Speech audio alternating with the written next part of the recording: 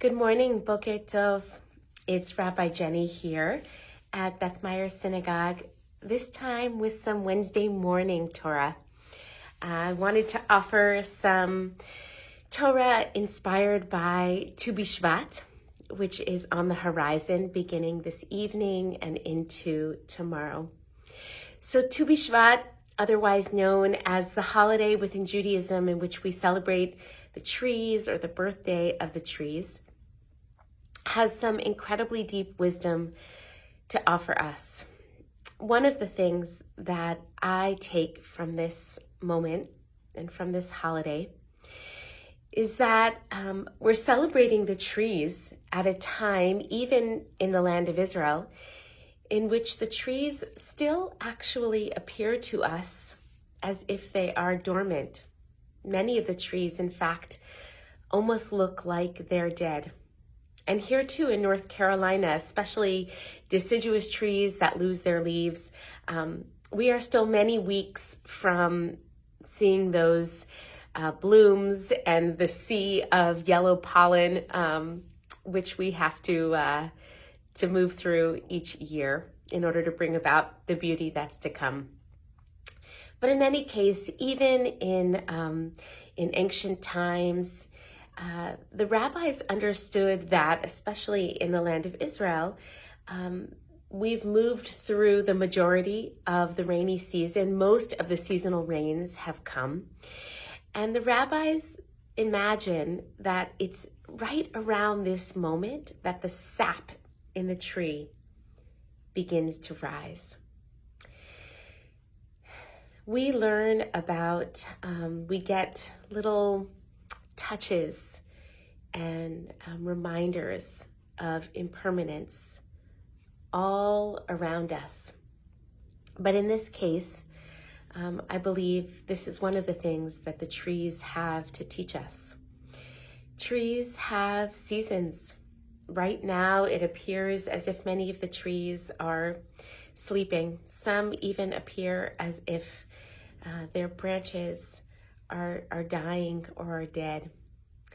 But just after this sort of low season, this season in which it appears as if the life force has been drained from the tree, we begin to imagine and know that from the inside out, the life force of the tree is rising.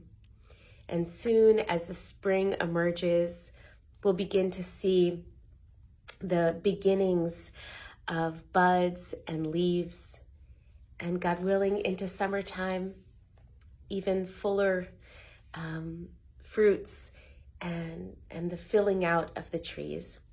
And then the fall will return and those leaves will be shed. This is the flow of impermanence, which is a part of the human experience, a part of living in this world. And so too in our own lives. We inevitably have moments and seasons in which our energy is low. Perhaps our resources around creativity and generativity and productivity are low. And what's amazing is that the trees remind us that right after a low season this winter, it is possible for the sap to rise once again and for things to begin to bloom. And I think it's so important to remember this. If you're going through one of those low seasons, one of those periods of dormancy, maybe you are even going through a low hour.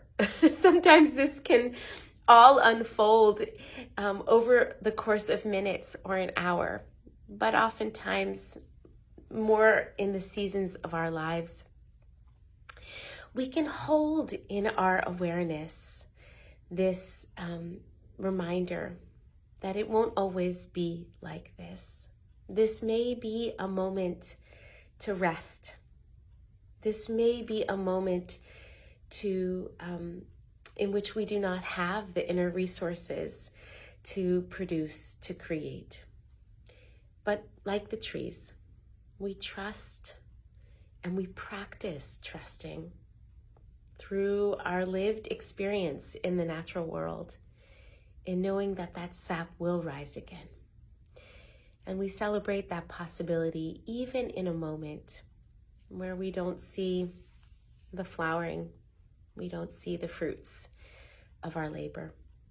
So if you're going through a slow moment, a low moment, a slow season or low season, it won't always feel this way. And we can practice that knowing, that awareness, moment to moment. Shalom. Peace.